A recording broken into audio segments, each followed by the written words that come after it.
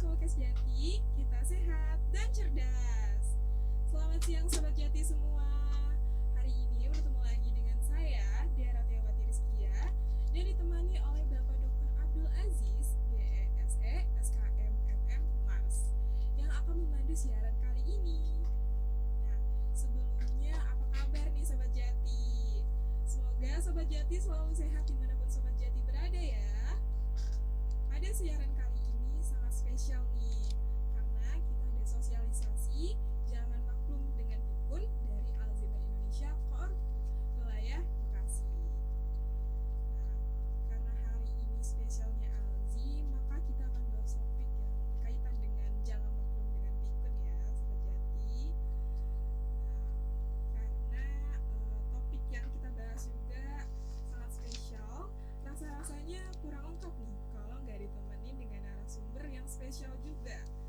Kali ini kita kedatangan langsung dengan dari Alzheimer Indonesia, Koordinator Wilayah Bekasi. Selamat siang Bapak dan Ibu, bagaimana kabarnya? Alhamdulillah baik. Ya, baik. Alhamdulillah. Dan lalu kita juga ditemani oleh pemandu siaran kali ini dengan Bapak Abdul Aziz. Apa kabar Bapak? Alhamdulillah. Gimana dia kabarnya? Alhamdulillah baik juga Bapak. Baik ya. Oke, baik Sobat Jati. Selanjutnya siaran kali ini saya serahkan kepada Bapak Dr. Abdul Aziz. Kepada Bapak Dr. Abdul Aziz saya persilahkan. Baik, terima kasih Dia. Ya, assalamualaikum warahmatullahi wabarakatuh. Selamat sore, salam sejahtera buat kita semuanya. Halo, apa kabar Sobat Jati? Mudah-mudahan dalam kondisi sehat walafiat ya. Ya, pada hari ini, pada kesempatan ini kita Radio Kampus sangat excited sekali ya kedatangan satu organisasi ya, Korwil Kota Bekasi ya terkait dengan Alzheimer Indonesia ya dalam rangka menyongsong hari ulang tahun ya Alzheimer ke-10 ya. Nah, terkait dengan hal tersebut ya nanti dalam perbincangan kali ini kita akan berbincang terkait dengan isu-isu Alzheimer ya. Di sini sudah ada 4 narasumber kita yang sudah siap akan memberikan satu pemahaman ya, satu edukasi terkait dengan Alzheimer. Apa itu Alzheimer, bagaimana gejalanya dan seterusnya. Pokoknya seru banget Sobat Jati. Jadi kalau tidak menyaksikan atau mendengarkan siaran Radio Kampus Polkes Jati terkait dengan Alzheimer ya, dengan mengangkat tema jangan maklum ya dengan pikun, kenali 10 gejala Alzheimer ya.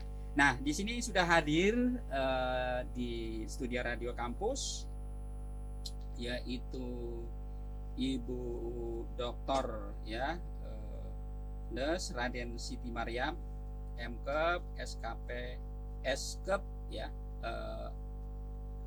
Kom ya, seperti itu. Halo, apa kabar Bu? Alhamdulillah. Terima kasih banyak loh sudah diundang. Oh gitu ya. Polkes Jati. Kabarnya gimana, sehat ya? Sehat. Sehat ya. Karena dari bajunya aja kelihatan betul ya. Karena Ungu ya. ya ungu ya. Ungu ini menjadi salah satu.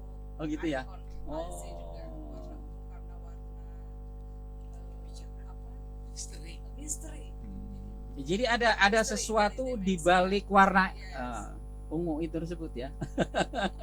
Baik, tahan dulu Bu ya terkait dengan hal tersebut ya supaya nanti kita bisa bahas lebih lanjut ya. Kemudian di sini juga ada narasumber kita Ibu Dr. Dewi Ratna ya, MSc ya, terkait juga sebagai narasumber kita pada kali ini juga. Gimana Bu Dokter? Baik. Terima kasih sudah mengundang kami di sini. Ya, terima kasih Ibu sudah hadir di Radio Kampus Polkes Jati. Kemudian di sini ada Ibu Nurse Christine Tambunan, SKep ya. Apa kabar Bu? Baik ya. Dari wajahnya kelihatan ya, berseri-seri dan penuh dengan harapan. Iya, harus ada harapan Pak. Nah, Pak Ajis lihat baju KFI itu ada gambar apa coba? Iya. Gajah. Oh, Elephant. gajah. Gajah. Ada maksudnya juga artinya. Oh gitu ya. Ya Kak ya. Iya, Hmm. gajah itu punya memori yang paling besar, sehingga dia bisa daya ingatnya bisa banyak, sehingga kita dengan Alzheimer ini ya kita berharap semua kita punya memori yang cukup panjang, bisa mengingat banyak hal dari yang short memory sampai dengan long. Filosofi sekali ya, dari bajunya saja sudah menggambarkan apa ya, semangat Alzheimer yang tentunya ini menjadi sesuatu yang perlu diingat betul ya, terkait dengan lambang daripada gajah tersebut ya, seperti itu. Beliau adalah sebagai caregiver ya, seperti itu, pendamping ya, yang merawat dan seterusnya ya. Karena memang tanpa ada pendamping ya tentunya orang merasa tidak ada yang bisa bisa diikuti ya, seperti itu ya. Kemudian di sini juga ada Bapak William ya, Kuntoro MBE ya. Beliau adalah orang dengan demensia. Umurnya berapa Pak?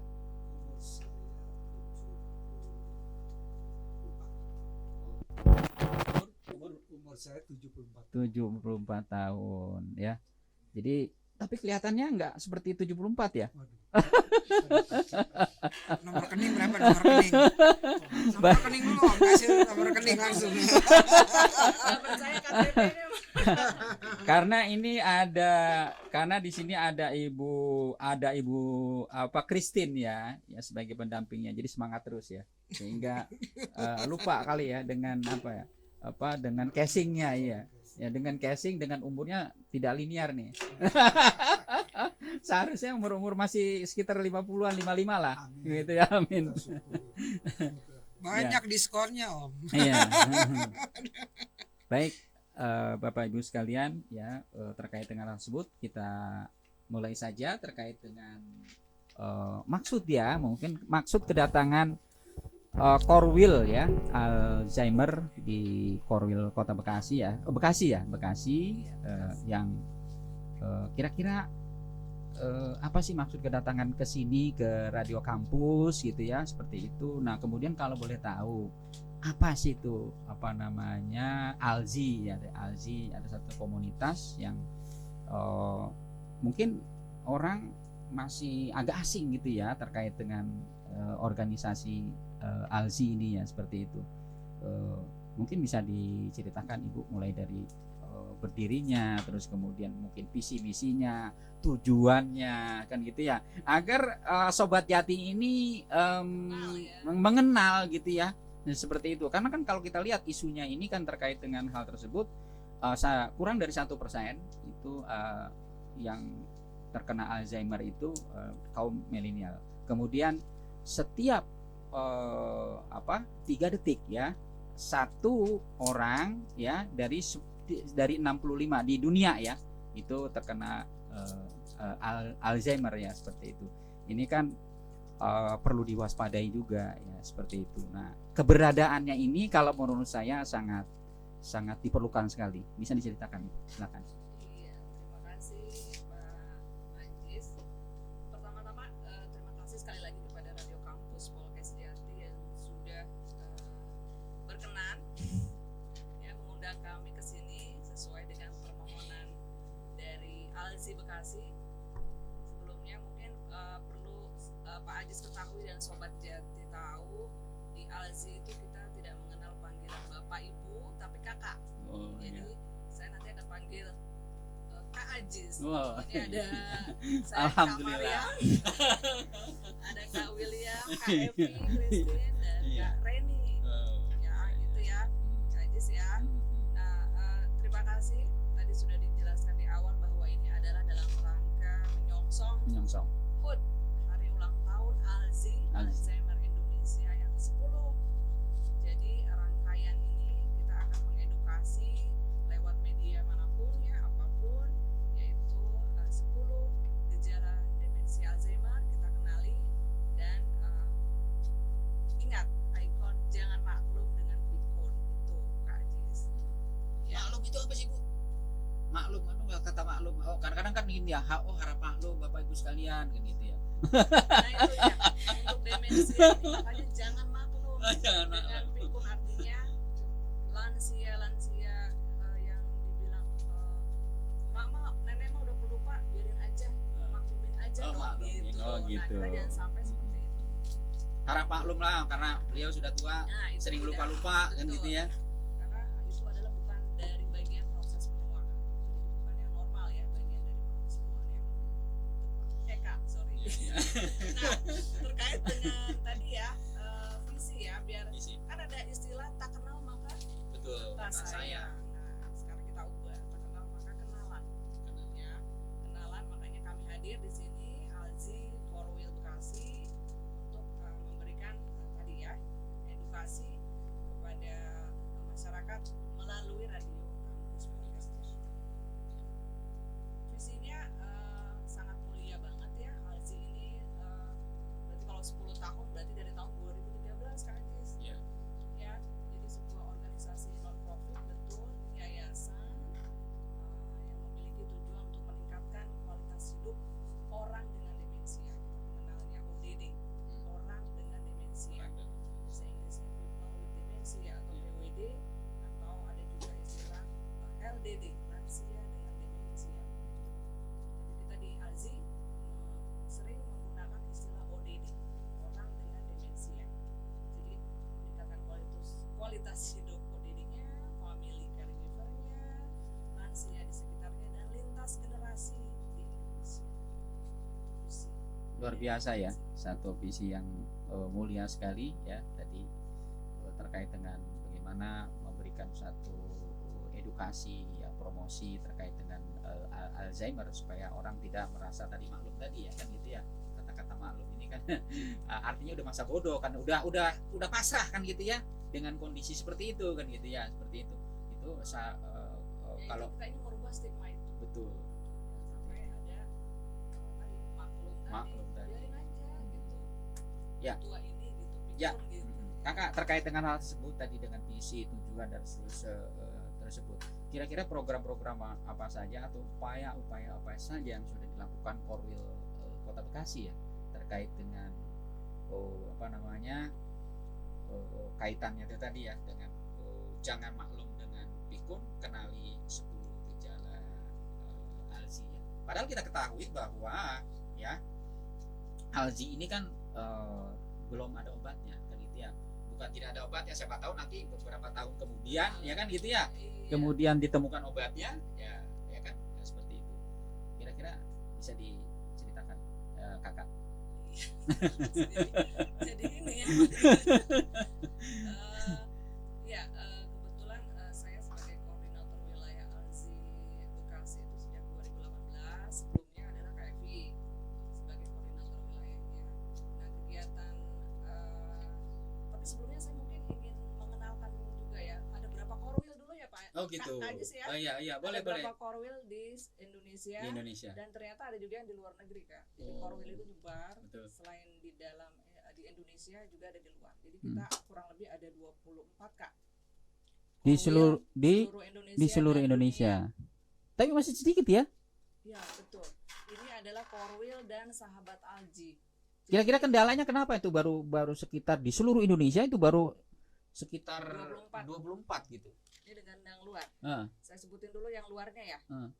Apa yang dalam dulu nih? Dalam boleh, luar dalam boleh. Oke, ya, korwilnya ada Solo, Depok, Iya. Bogor, Yogyakarta ya, Surabaya, Malang, Bali, Iya. Medan, Sahabat Alji Makassar, kemudian Semarang, Salatiga, Lombok, Manado, Bekasi sendiri ya, kemudian Bengkalis, Aceh, dan Bandung. Itu yang dari Indonesianya. Kalau dari luar ada San Francisco, Alzi San Francisco, kemudian Belfast, Wales yang baru ya, Wales, kemudian Doha, Qatar, Belanda, dan Frankfurt dan Geneva. Itu yang dari luar negerinya Kak. Jadi memang tersebar. Dan tadi Kak Ajis bilang kenapa baru ada segini sekitar ya, situ baru ya. 24 ya. Iya. Ya sama lah Kak dengan organisasi-organisasi lainnya untuk membuat Torwil wilayah itu kan butuh orang yang memang berkomitmen ya. Ada satu kesadaran ya. Betul, sama-sama Tanpa memiliki visi dan pamrih misi ya. Iya. Tanpa pamrih emang Jadi karena agak sulit ya sukarela. mencari yang sukarelawan itu kan memang agak sulit ya untuk, karena kan memang tidak ada gaji, tidak ada insentif, tidak ada kompensasi Dan apa-apa tadi kan. makanya ada sponsorship kerjasama yang memang kita lakukan. Hanya demi kemanusiaan ya, seperti itu. Visinya itu ya tadi. Seperti itu ya, luar biasa ya. Mudah-mudahan tapi saya lihat tadi itu data Indonesia yang paling mendominasi ya. Di beberapa wilayah itu sudah Sudah ada di tiap provinsi. di tiap provinsi, tetapi kepedulian dari tingkat dunia ini memang mudah-mudahan ya dengan adanya kita angkat ini ya melalui Radio Kampus Polkas Jati bisa didengar, bisa ini sehingga para relawan ya bisa, atau pemerintah terutama ya dalam hal ini ya ada satu kepedulian untuk memberikan ya satu kontribusi besar bagaimana penanganan terkait dengan demensia ya, dalam hal ini adalah Alzheimer. Ya, tahan dulu Ibu Dokter ya. Nah, sekarang kita dengan Ibu Dokter ya, Ibu Dokter. Halo, apa kabar Ibu Dokter? Baik. Nah, ya, Ibu terkait dengan Alzheimer ya, kan terkait dengan hal tersebut ya. Bagaimana sih bisa diceritakan nggak terkait dengan apa itu Alzheimer, kemudian apa ciri-cirinya, kemudian ada kekhasannya bahwa seseorang itu memang ya adalah penderita Alzheimer. Nah, ketika dia sudah ya sebagai Alzheimer, apa yang harus dilakukan. Nah, kalau yang belum, ini juga apa yang perlu kita lakukan atau kita sampaikan, atau pembelajaran atau informasi apa sih yang perlu kita sampaikan kepada masyarakat ya, masyarakat dunia, karena kan Alzheimer ini sudah bukan lagi pada tatanan di Indonesia ya. Kalau saya lihat tadi diceritakan oleh kakak kita ya, seperti itu, berarti kan ini memang skupnya sudah cukup secara dunia.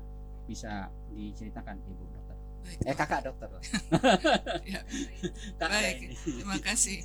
Jadi kami di ALSI sudah sejak 10 tahun yang lalu membuat berbagai macam media untuk mensosialisasikan gejala Alzheimer ini. Kalau Bapak lihat di YouTube sudah banyak, kakak salah lagi. Kajis lihat di YouTube sudah banyak sekali produk dari ALSI. Nah, yang akan saya singgung sebentar di sini adalah 10 gejala Alzheimer yang penting untuk kita ketahui. Gejala yang pertama, yang biasanya paling pertama kali dideteksi adalah gangguan daya ingat. Suka sering lupa, tapi lupanya yang benar-benar lupa. Jadi saya juga sering lupa, Dok. Nah, tapi kan kalau diingat-ingat lagi Bapak ingat. Misalnya begini, kalau ke kamar lupa mau ngapain ya di kamar ini, terus Bapak keluar lagi, terus runut dari mau ngapain ya tadi. Oh, ingat Pak. Nah, itu bukan seperti itu. Kalau yang karena itu lupa yang temporary ya, betul, yang sesaat. Betul. Ya. Itu lupa normal. Normal lah ya. Kalau lupa di ini adalah makin lama makin parah dan sudah mengganggu. Ya. Misalnya dia akan lupa parkir di mana, itu benar-benar nggak ingat. Nggak ingat sama sekali. Atau dia akan cirinya lain, menanyakan hal yang bersama berulang-ulang, atau menceritakan sesuatu berulang-ulang. Tadi udah cerita, dia cerita lagi. Jadi dirasakan mengganggu untuk lingkungan. Itu salah satu cirinya. Kemudian yang kedua itu sulit fokus. Nah, untuk singkatnya sulit fokus itu biasanya ditandain dengan mengerjakan sesuatu itu jadi lama sekali gitu. Yang biasanya langsung bisa, dia pikir dulu lama sekali untuk akhirnya bisa atau nggak bisa gitu. Kemudian kita yang ketiga, sulit melakukan kegiatan yang familiar. Misalnya yang tadinya bisa nyetir, lupa, jadi benar-benar nggak bisa lagi. Gitu. Kemudian keempat, disorientasi. Disorientasi ini bisa waktu, bisa ruang, dan ini yang kadang-kadang menyebabkan ODD, orang-orang dengan demensia itu hilang. Jadi kalau Bapak Kakak sering lihat sekarang kan banyak sekali di WA grup hilang ini, nanti satu lagi hilang lah ini yang nggak ingat jalan pulang lagi. Oh, iya. Seperti itu. Pergi kemana pulangnya nggak tahu. Dia disorientasi karena Iya. dia nggak tahu dia ada di mana. Pergi kemana pulang kemana. Iya. Tahu aja. Itu beda lagi itu yang gitu ya. Beda lagi. Iya. Nah, kemudian yang kita lanjut yang kelima, ini kesulitan memahami visiospasial. Jadi ini ciri yang sering kelihatan itu menabrak kaca atau melihat cermin itu dia tidak mengenali dirinya sendiri. Gitu. Nah, kemudian Pernah saya nabrak kaca tuh. nah, tapi kan nanti tahu kan. Kalau ini benar-benar nggak Bukan, tahu. ya. Nah, ini gangguan komunikasi yang keenam. Jadi di tengah jalan stop lama sekali nggak bisa nyambung gitu. Mau ngomong apa? Dia Mau lupa kemana sama nih sekali. saya kan gitu. Tujuannya mau kemana nih arahnya gitu kan. Itu sampai diinget-inget benar-benar nggak bisa Nggak ingat. bisa ya. Itu yang gangguan tadi Yang karena berkomunikasi. Kemudian yang ketujuh, menaruh barang tidak pada tempatnya. Nah, ini bisa bikin berabe karena dia bisa menuduh orang untuk mencuri. Padahal dia sendiri yang lupa dia taruh di mana. Gitu. akhirnya Bisa, disangka iya. disalahin orang lain. Betul. Ini bisa bikin pembantu tidak tahan. Bolak-balik Iya. ganti. Ya. Kemudian yang kedelapan, Iya. salah membuat keputusan. Biasanya ciri yang paling sering itu adalah uang kembalian itu berlebih. Gitu. Kalau belanja Bukan nggak kurang bisa- ya, malah berlebih. Ya? berlebih biasanya, nggak tahu kenapa. Biasanya berlebih bayarnya gitu. Kemudian yang kesembilan, menarik diri dari pergaulan. Jadi yang biasanya sering menerima tamu gitu, nggak mau lagi. Makin lama makin parah. Jadi senangnya menyendiri. Merasa minder ya berarti ya. Tidak nyaman aja. Tidak nyaman. Nah, Di tengah keramaian itu nggak nyaman. Iya, tidak semangat. Tidak semangat. Ya, yang tadinya senang diajak reuni nggak mau lagi gitu. Nah, yang paling parah adalah yang ke-10 itu perubahan perilaku dan kepribadian. Jadi sering kali nanti ODD, orang dengan demensia ini marah-marah Nggak jelas. nggak jelas. Dan ini Apa penyebabnya? Apa? Betul, Semua orang betul. dimarahin. iya. Dan nanti mungkin Bu Evi bisa cerita lebih lebih rinci karena beliau yang mengalami sendiri sebagai caregiver atau pendamping. Nah, tadi itu udah 10 yang secara rinci malah bisa dicari di YouTube-nya Alzi. Nah, tadi untuk yang belum itu di Kementerian Kesehatan sudah mengeluarkan cara-cara untuk pencegahan. Disingkatnya CERDIK, CERDIK. Yang C itu cek kesehatan rutin termasuk cek fungsi otak. Jadi sekarang kita harus otak itu harus dicek juga, bukan cuma jantung atau tensi itu, tapi harus juga dicek. Kemudian E, nyahkan asam perokok. Jadi mungkin di sini udah nggak ada yang ngerokok ya. Di sini nggak ada. Nggak ada ya. Nggak boleh ngaku. Nggak satu. Kemudian kita ke R. R itu rutin aktivitas fisik dan spiritual serta stimulasi otak. Jadi rutin itu. Biasakan olahraga, biasakan bukan cuma olahraga fisik tapi juga olahraga yang memacu otak. Kemudian D itu diet seimbang, I istirahat cukup, K kelola stres dan bersosialisasi. Jadi itu kalau dijalankan dari sekarang, insya Allah sih generasi milenial nggak akan jadi ODD. Usia 30 ya. Nah. Mulai penurunan itu Nah. 30 tahun. 30 tahun. Kalau bisa ya dari milenial udah Iya. cerdik itu. Sudah cerdik. untuk mahasiswa Bapak Betul. Kakak mungkin. Sudah mulai memang ya. Iya, Sudah seperti mulai itu. preventif ya, Betul, pencegahan. betul. Ya, Jadi pencegahannya sejak dini, betul. ya kan gitu ya. Ya. Ya memang menarik ya terkait dengan apa yang sudah disampaikan oleh dokter dari tadi, ada 10 gejala itu tadi ya, seperti itu. Nah ini kan dok, ini kan Kak, terkait dengan hal tersebut belum ada obat ya, belum ada obatnya ya, terkait dengan saat ini ya, saat ini Alzheimer itu, penderita Alzheimer itu tidak ada obatnya ya, seperti itu. Nah kaitannya tadi dengan pencegahan itu tadi ya, kaitannya dengan pencegahan itu tadi ya, apa sih yang apa dari sisi yang dianggap paling penting nih, dianggap paling penting, dan itu ketika kita tidak lakukan satu apa namanya, ketika seseorang nih sudah dianggap dia Alzheimer ya, agar tidak menjadi lebih apa ya, lebih parah ya. Lalu upaya-upaya apa yang harus dilakukan dok, agar orang tersebut tidak lebih parah Alzheimer-nya, seperti itu. Tindakan kita tentu saja tergantung tingkat keparahan dari berdiri itu sendiri. Kalau masih setaraf yang ringan, ya itu tadi yang certiknya tadi itu Iya. dikuatkan semuanya. Betul. Kalau yang mulai agak sedang berat, mungkin udah perlu obat-obatan. Tergantung, misalnya perilakunya yang tadi yang terakhir mengganggu, mungkin dia harus diberikan obat-obatan. Tergantung, tidak bisa yang mana itu sangat individual sekali. Ya ini kan menarik nih dok. Kak, tadi kan katanya tidak ada obat untuk penderita Alzheimer, ya kan gitu. Tadi kakak katakan terkait dengan kalau sudah pada penyimpangan terhadap perilaku itu diberikan obat.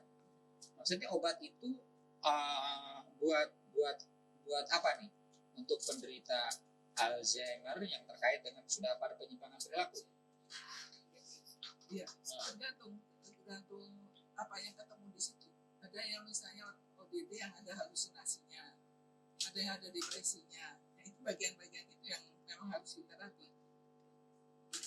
Mungkin nanti Kak Evi atau Pak William bisa sebagai praktisi benar-benar bisa menjelaskan. Baik dokter, tahan dulu karena ini sudah hampir setengah jam kita berbicara ya terkait dengan hal itu. Saya akan kembalikan pesan-pesan berikut ini kepada Dea. Silakan Dea. Baik Sobat Jati, sebelum kita bahas lebih lanjut nih Sobat Jati, lebih baik kita dengerin lagu dulu nggak sih? Ya di sini kita ada lagu Hati Tak Bertuan. Selamat mendengarkan Sobat Jati. Hati, aduh lagu Rosa Hati Tak Bertuan gaul banget ya Sobat Jati. Oke, kembali lagi nih dengan saya Dea Ratiawati Rizkia di siaran siang hari ini. Kembali ya Sobat Jati perbincangan kita. Oke, saya serahkan kembali nih kepada Kakak Abdul Aziz. Untuk saya kakak persilakan. nih, jreng. Oke Kak Dea, terima kasih. Ya, kita kembali lagi di Radio Kampus Podcast Jati yang dipancarkan langsung dari gedung Rektorat lantai 4 ya. Kita lanjutkan lagi terkait dengan pembahasan jangan maklum dengan pikul, kenali 10 gejala Alzheimer. Ya Kak, Kak Evi yang sudah malang melintang ya terkait dengan sharing sebagai, bisa nggak sharing sebagai caregiver ya terkait dengan hal tersebut, kira-kira apa sih yang menjadi suka dukanya ya, kemudian tadi kalau tadi dikatakan dokter ya kakak dokter tadi katakan ada tingkatan-tingkatan daripada Alzheimer tadi ya, seperti itu. Nah, bagaimana melakukan caregivernya agar ke semua tingkatan itu dapat dilakukan langkah-langkah yang memang tepat gitu ya, artinya kan sesuai dengan porsinya kan gitu ya. Kalau misalnya yang ringan kita hajar yang berat kan gitu ya, kan mungkin tidak cocok kan gitu ya. Ya seperti itu. Gimana kira-kira Kak Evi bisa diceritakan terkait dengan hal seperti itu? Oke, ini memang sebagai caregiver di Indonesia itu mungkin di beberapa budaya itu adalah yang menjadi caregiver yang pertama anak perempuan pastinya ya, atau enggak anak bontot, anak yang belum kerja, anak yang masih jaga, yang masih di rumah, itu tuh yang belum nikah, itu tuh auto jadi caregiver gitu ya. Nah nggak kebetulan saya juga anak perempuan satu-satunya yang nggak kebetulan perawat juga gitu, dan memang sehari-hari saya mengurus orang dengan demensia. Waktu pertama kali papa saya terdiagnosa demensia itu di tahun 2018, di mana waktu itu beliau tahun ke-8 mengalami stroke ya, dan Usianya sampai kira-kira berapa Kak? usianya waktu itu 66 tambah 8 74 tahun 74 ya. tahun. Umur 66 papa saya kena stroke dan kena serangan kedua di 2018, dan setelah itu mulai kehilangan ingatan dan ada beberapa gejala lain ya yang timbul gitu ya. 2018 dan ibu saya di tahun 2020 itu terdiagnosa juga demensia demensia karena vaskuler ya. Papa saya sudah masuk di gejala sedang, ibu saya masih di gejala ringan ya. Di gejala ringan dulu ya, saya mungkin sharing. Ibu saya itu dia lupa jalan pulang, dia merasa bingung, saya kok bingung ya ada di mana ya, gangguan daya ingat, sulit fokus ya. Karena ibu saya punya usaha, dia mengalami kendala kok ngembalin orang kurang gitu ya. Bukan lebih ya? Bukan tapi lebih gitu kurang. ya. Kalau harusnya karena transaksinya itu jual dan beli sehingga masih bisa gitu ya, ada pengembalian gitu. Dan juga ibu saya tuh belanja tuh 2 kali bayar gitu. Dia inget-inget loh kok saya 2 kali bayar, lalu dia balik lagi ke yang punya ini, ntar nggak ngaku gitu ya.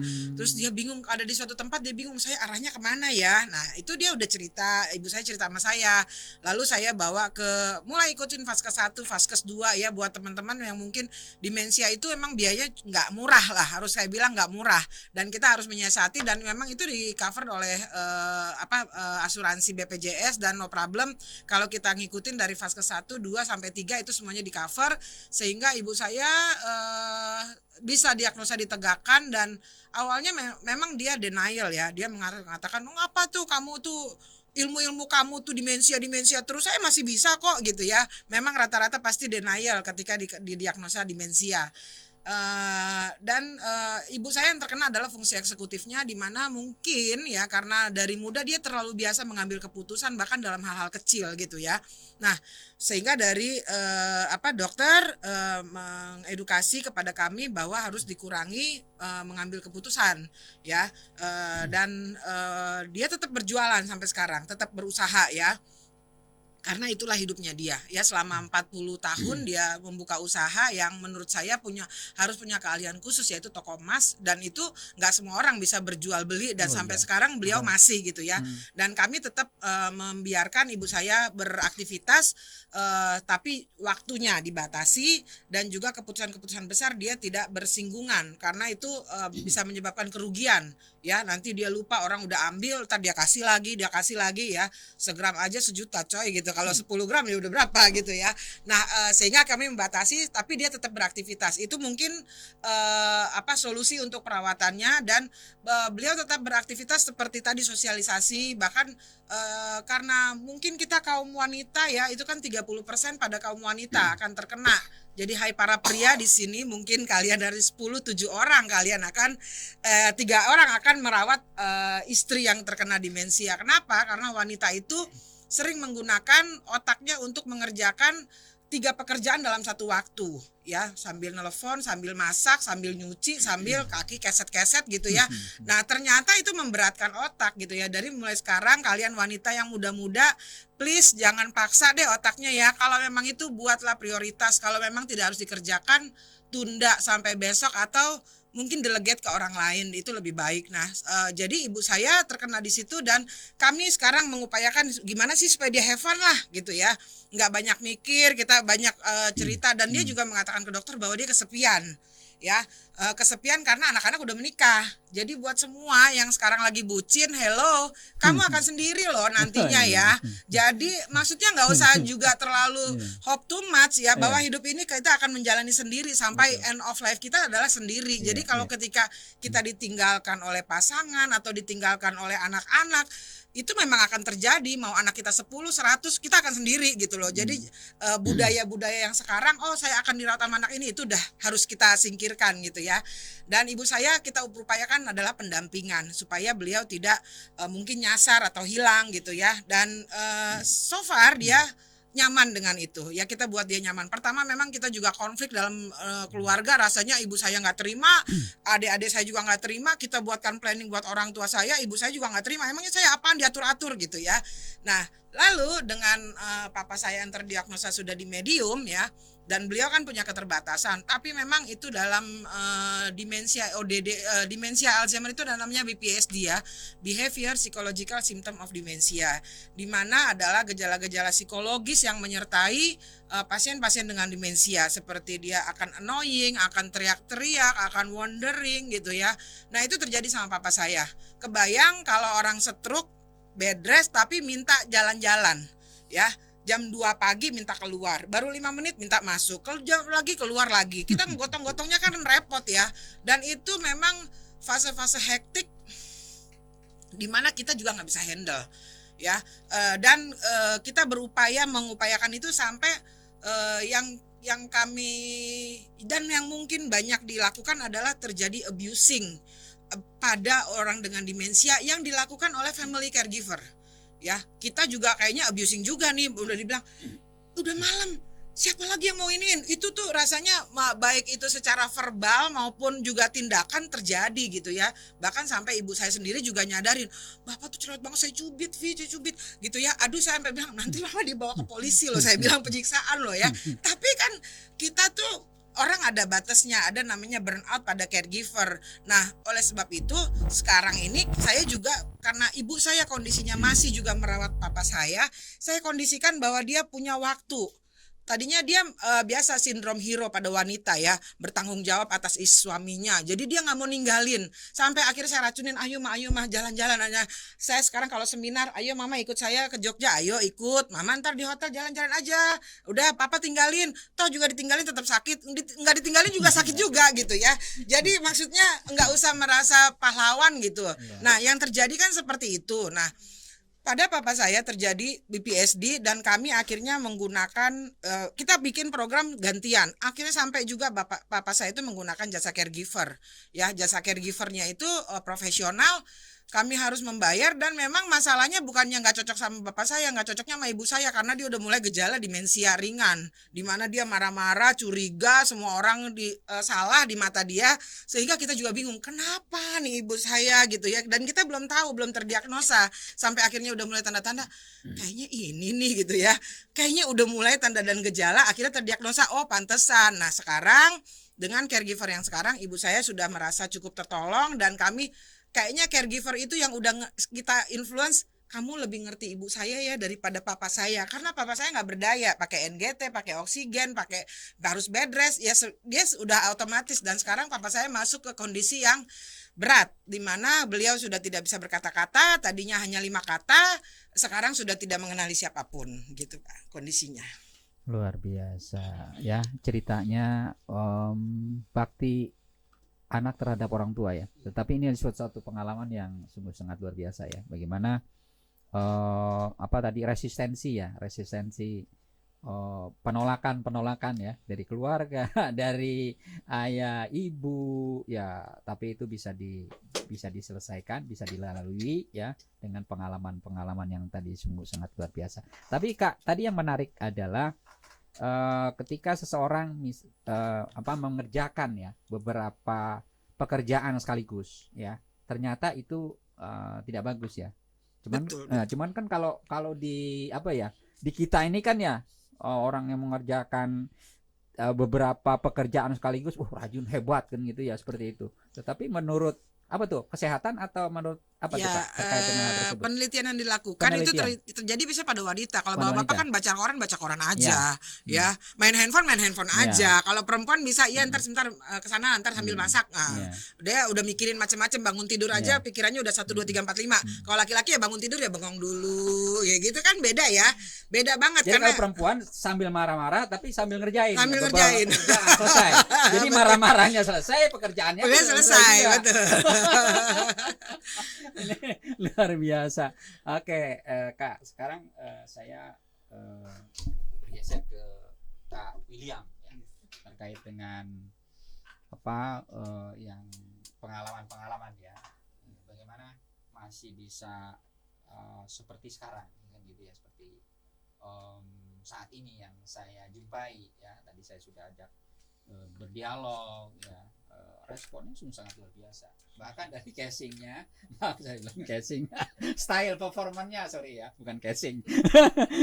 Style performanya itu masih apa ya, masih segar. Kemudian juga apa namanya, kelihatan dari auranya ya seperti itu. Kira-kira ya enggak, ya tidak seperti orang yang memang penderita demensia ya seperti itu. Ada gak kayak kiatnya? Artinya kan ini masih produktif. Bahkan tadi saya tanya-tanya ya, saya masih memimpin satu perusahaan. Tadi perusahaannya tidak boleh diekspos. Satu perusahaan kan gitu ya, sebagai pimpinan kan gitu ya, seperti itu. Kalau tadi kan kata KEP untuk dikurangi ya kan gitu, kaitannya dengan sesuatu yang mengambil satu kebijakan kan gitu ya, seperti itu. Ya, tergantung posisinya di mana sih Pak terkenanya, di bagian otak mana gitu. Jadi dengan hasil MRI gitu. itu nanti akan terlihat bagian otak mana dia yang terkena gitu. Gitu ya. Fungsi otaknya. Fungsi otaknya ya, agar ketika dia dikasih beban pekerjaan tidak membebani ya, tidak menambah ya dalamnya penderitaan yang dialami oleh demensia. Bisa diceritakan Pak terkait dengan Kak kaitannya dengan apa dan bagaimana kemudian masih produktif dalam kondisi usia di 64 ya? 74 ya. Diskon 74 lagi. tuh. Modis modal diskon ya.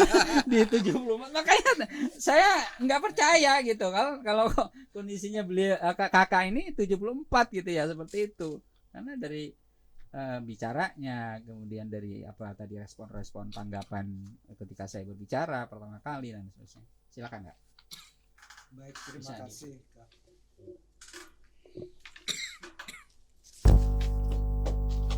Terima kasih.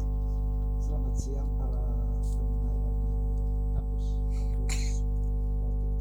Polkes Jati. Saya harus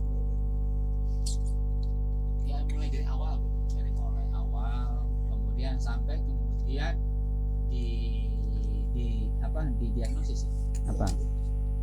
Jadi awal mula tuh ketika saya berada di rumah saya di Jakarta. Rumahnya itu kebetulan di jalan raya. pinggir jalan.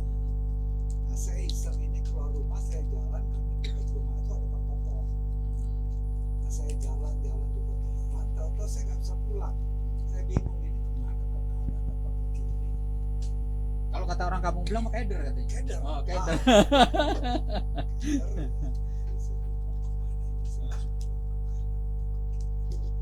Tapi kan kalau memang baru di satu tempat yang baru kayak gitu, yang baru kita singgahin, ya wajar kalau misalnya nggak tahu pulang.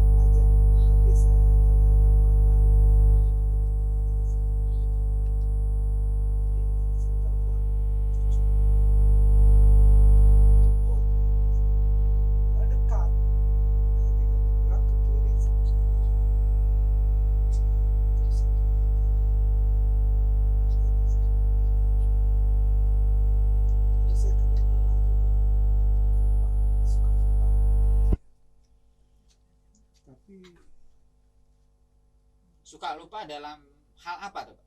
Akang? Lupa duit Om. Misalnya kita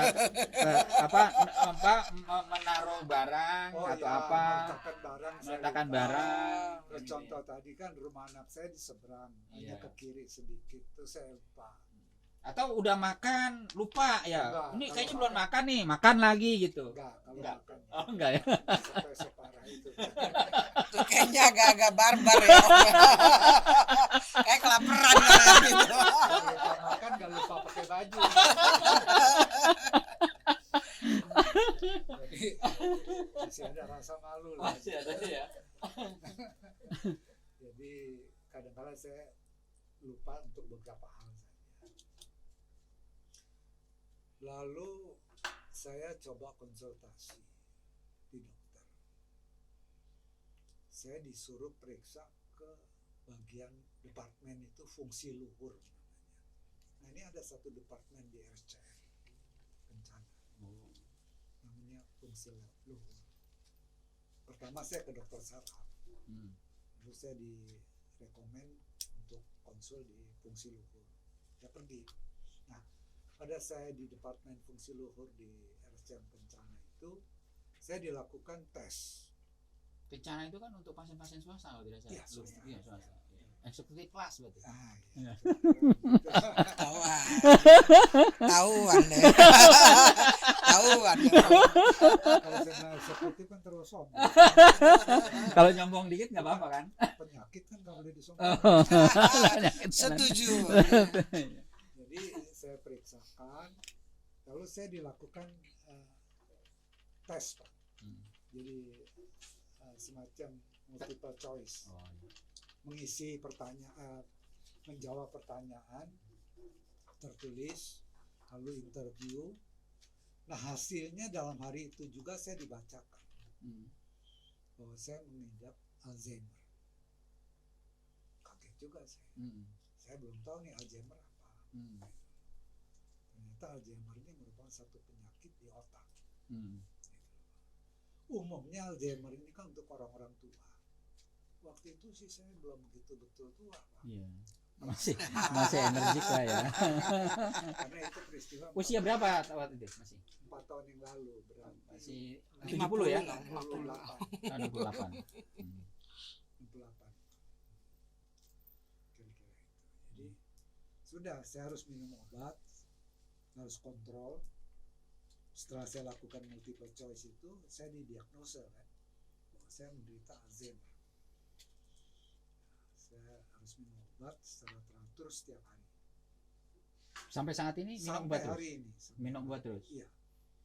Yang menjadi pertanyaan saya, ketika diponis Alzheimer, apakah dari sisi mental, terutama ya dari sisi mental, kan orang kan siap nggak siap terkait hal tersebut. Bagaimana dari sisi kakak nih, dari sisi mental? Apakah ngedrop beberapa saat setelah dinyatakan seperti itu? Saya tidak drop. Tidak. Saya terima karena saya pikir manusia itu hidup antara sehat dan sakit. Itu selalu. Ada dua ya? Ada dua kemungkinan. Itu atau mati. Iya. Iya, itu Hidup udah. atau mati? Iya. Bukan Sehat atau sakit gitu? Sehat atau sakit atau mati. Gitu. Kalau mati kan selesai. Jadi saya pikir begitu. Jadi memang ini sudah siklus kehidupan manusia. Saya terima. Nah, cuman bagaimana saya harus merawat diri. Tapi jarang juga orang Kak menerima ya ponis apa yang didiagnosa oleh dokter. Semua itu kan apa yang menjadi satu pegangan, sehingga kakak ini kuat gitu menghadapi itu semua. Ya keluarga mendukung. Di samping keluarga, misalkan dari dia kan ada yang dari dalam diri sendiri, ada yang memang dari luar, ada internal dan eksternal. Ya, mungkin dari diri saya salah satunya adalah iman ya. Iman, pendekatan berarti ada satu pendekatan ya, yang kita percaya ada yang kuasa, ada yang kuasa, yang mengendalikan kita. Betul. Itu aja. Jadi saya harus terima. Lalu apa yang saya harus lakukan? Apakah itu berserah diri?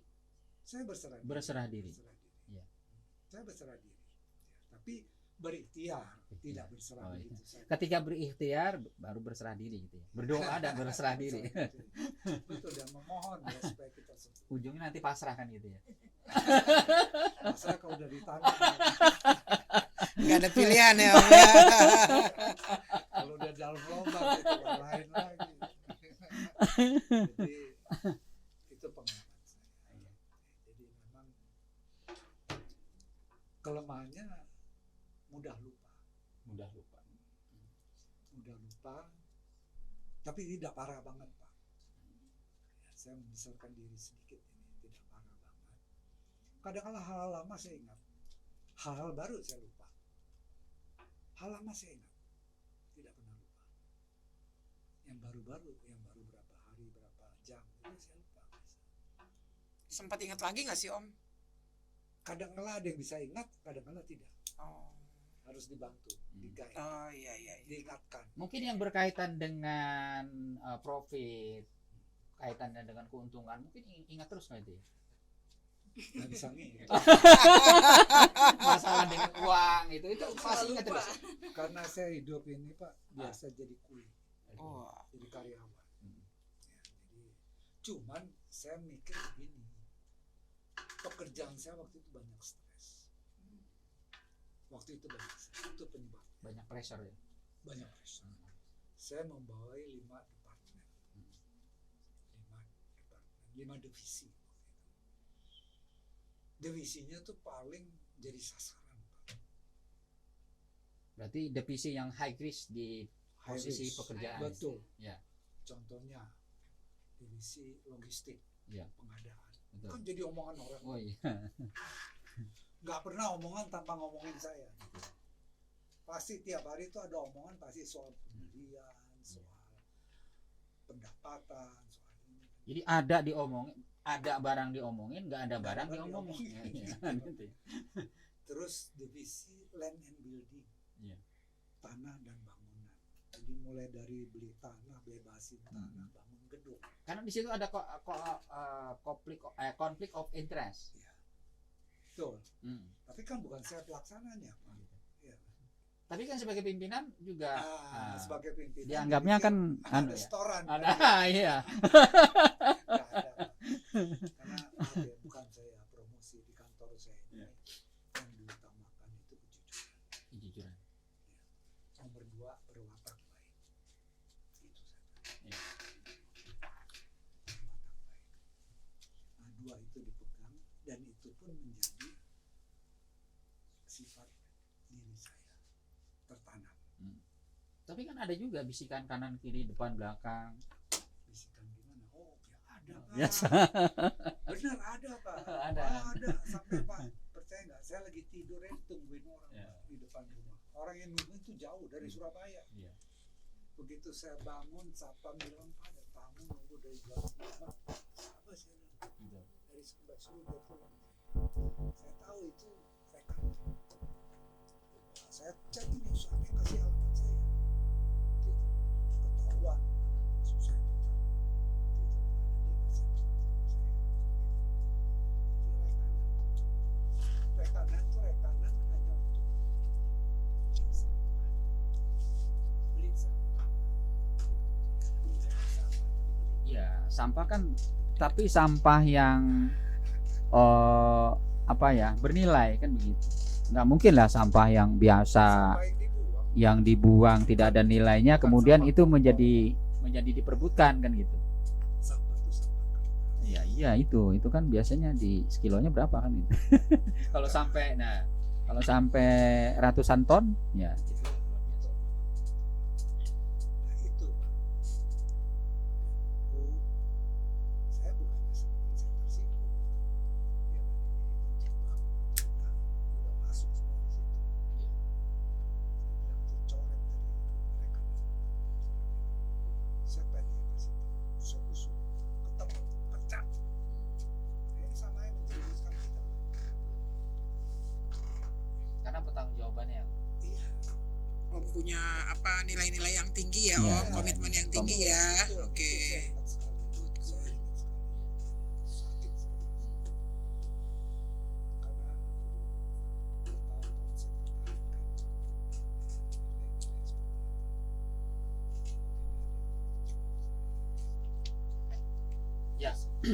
Ya, Bang Kak William, jadi abang kan. Ya. Ntar ada yang ngaku none, ntar gimana? Menarik ya, pengalaman-pengalaman tadi.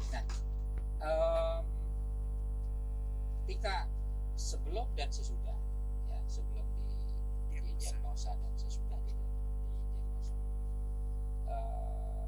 kakak ini merasa lebih baik kah? Atau merasa Ada yang saya berubah nggak ada yang gitu ya? berubah nggak gitu? Kok saya kok jadi semuanya diatur kan gitu ya? Ketika mau begini diatur, ketika mau begitu juga diatur kan gitu ya? Karena kalau terkait dengan preventif, ya preventif bagi orang yang sudah, tapi jangan sampai dia terlalu lebih lagi gitu kan gitu ya dimensianya. Kira-kira kalau kakak ini seperti apa? Apakah merasa sekarang saya merasa lebih baik atau merasa lebih terkungkung gitu karena ada hal-hal yang aturan-aturan yang perlu dijaga. Ya pertama saya agak shock juga. Agak shock. Waktu divonis saya demensia. Lalu saya berusaha mencari tahu apa itu demensia. Penyakit apa. Lalu jalan satu-satunya adalah saya konsul ke dokter. Yang kedua saya minum obat. Nah itu yang saya lakukan rutin. Pernah nggak satu hari atau beberapa hari itu lupa gitu obat itu tidak diminum? Tidak, terus Sampai hari ini saya minum terus. dan kebetulan keluarga mendukung. Berapa lama itu minum sejak ini itu sudah berapa tahun ini? Sudah sampai sekarang sudah 4 tahun. Tahun minum terus. Ada nggak efek dari obat itu? Nggak ada. Nggak, maksud saya apakah lebih baik gitu? Oh ada Dari hari ke harinya lebih iya, baik? perasaannya ada lebih baik. Lebih baik. Alhamdulillah kalau kayak seperti itu ya. Nah, artinya terus kemudian tidak berpengaruh terhadap fungsi-fungsi organ lain, misalnya saya habis minum obat itu ternyata pipis yang tadinya semalam cuma sekali akhirnya menjadi 5 kali misalnya atau menjadi 3 kali, nggak ada ya? Tidak ada. Tidak ada. Jadi saya merasa lebih baik. Lebih baik itu bukan berarti sembuh. Ya. Berkurang kadar. Tapi Om merasa risih nggak sih Om dengan didampingi ya? Kan kalau yang kita Betul. lihat ya, banyak ODD tuh di awal-awal dia merasa hidupnya diatur, didampingi terus, diekorin, merasa Ya. jadi kayak anak kecil. Ada nggak sih Om perasaan gitu sehingga malah anaknya jadi konflik? Gue pengen jagain malah lari-lari gitu kan? Ada juga anaknya juga. Saya mensyukuri sekali keluarga saya termasuk anak saya sendiri. Saya mensyukuri. Saya sangat mensyukuri. Karena setahu saya banyak bukan media orang tua yang mencerahkan. Iya betul, iya. Emang dia menelantarkan dirinya sendiri sebenarnya Om. Dia menolak untuk dirawat. Ada memang begitu pada lansia, dia menolak dirawat oleh orang lain. Tapi kalau saya mensyukuri. Sekalipun itu penyakit apa juga saya syukuri. Karena itu kontrak. Bersyukur ada keluarga yang bisa. Ya, inilah nilai-nilai yang harus kita ambil contoh ya. Artinya rasa syukur itu. Ya, karena dengan rasa syukur artinya stres juga akan bisa ditekan, pikiran-pikiran yang mungkin melayang-layang mengaur kemana juga akan jadi lebih. Oke Bang, oke Kak, sudah banyak sekali yang sudah kita elaborasi pada kesempatan kali ini. Ya, terima kasih kepada narasumber ya, Kak William, terima kasih sudah berbagi. Kemudian juga terima kasih Kak Dr. Ratna yang sudah bersedia menjadi narasumber di talkshow Radio Kampus Polkes Jati. Kemudian juga ada Kak Evi atau Kak Christine yang sudah berbagi ya pengalaman tadi ya. Juga narasumber kita yang ini Ibu Dr. Mariam yang juga sebagai korwil ya, pesan-pesan nanti ya, pesan-pesan yang terakhir ya yang bisa disampaikan, silakan. Oke, terima kasih banyak kepada para pendengar Radio Polkes Jati dimanapun berada. Ini tadi sudah diketahui bahwa tujuan ALZI ada itu untuk meningkatkan kualitas hidup lansia dan caregivernya, dan kami berharap ada para milenial ya, mahasiswa khususnya yang bisa yang mau bergabung menjadi sahabat Alzi. Nanti bisa cek di websitenya Alzi ya Kak Adis, www.alzi.org.id. Nah itu bisa dicek semua video-video tadi yang Kak Reni sudah katakan, itu bisa dicek. Kemudian ada Instagramnya, ada Facebook Alzheimer Indonesia juga, dan ada Twitternya. Nah itu satu lagi, bahwa pada tahun 2016 Kak Adis, kita Alzi itu sudah bekerjasama dengan Kemenkes meluncurkan strategi nasional penanggulangan demensia Alzheimer dan demensia lainnya dalam rangka meningkatkan menuju lanjut usia yang sehat dan produktif. Jadi itu sudah kita bersama-sama Kemenkes di tahun 2016. Itu untuk di Indonesia ya, karena di WHO sendiri kita memang ada program, WHO punya sendiri untuk menurunkan prevalensi demensia sampai tahun 2017 sampai 2025 kita sudah ada strategi plannya ya, rencana strategisnya untuk dunia. Kita Indonesia juga punya, dan Alzi sendiri juga punya visi misinya. Selamat bergabung bagi teman-teman semua yang mendengar, dan silahkan berkunjung di website Alzheimer Indonesia. Terima kasih banyak. Sekali lagi selamat ulang tahun ke-10 satu dekade ya buat Alzheimer Indonesia nanti di bulan Agustus, dan di hari puncak yaitu di bulan September 2023. Terima kasih Kak Adis. Ya, terima kasih Kak Mariam, Kak Dr. Mariam ya, atas sepak terjang dari Alzi yang sudah sungguh sangat luar biasa. Jadi jangan maklum dengan pikun ya, kecuali kenali 10 gejala Alzi. Terima kasih sudah bisa hadir Alzi di Radio Kampus Polkes Jati. Ini merupakan sesuatu yang sungguh sangat luar biasa, bagaimana memberikan satu promosi edukasi kepada masyarakat ya. Tentunya dengan kehadiran Alzi ini dapat memberikan satu kontribusi agar derajat kesehatan masyarakat dunia ya, bukan saja Indonesia, terus dapat ditingkatkan ya. Terima kasih sekali lagi atas kehadirannya di Radio Kampus ya. Demikian Sobat Jati, bincangan kita kali ini dengan Alzi ya. Terima kasih sudah mendengarkan Radio Kampus. Pantangin terus Radio Kampus ya, Polkes Jati. Kita kembalikan ke penyiar. Silakan. Baik, Sobat Jati, tidak terasa ya waktu terus berjalan dan kita sudah memasuki sesi terakhir siaran kita hari ini. Jadi inti dari perbincangan hari ini mengenai Alzheimer sendiri yaitu mempengaruhi cara berpikir seseorang. Mengingat penyakit Alzheimer juga bisa terjadi kapan saja, termasuk di usia muda atau bahkan wanita lebih rentan terkena demensia, Sobat Jati. Maka sangat penting nih Sobat Jati untuk kita menjaga kesehatan tubuh dan otak kita. Seperti pembahasan kita yaitu jangan maklum dengan pikun.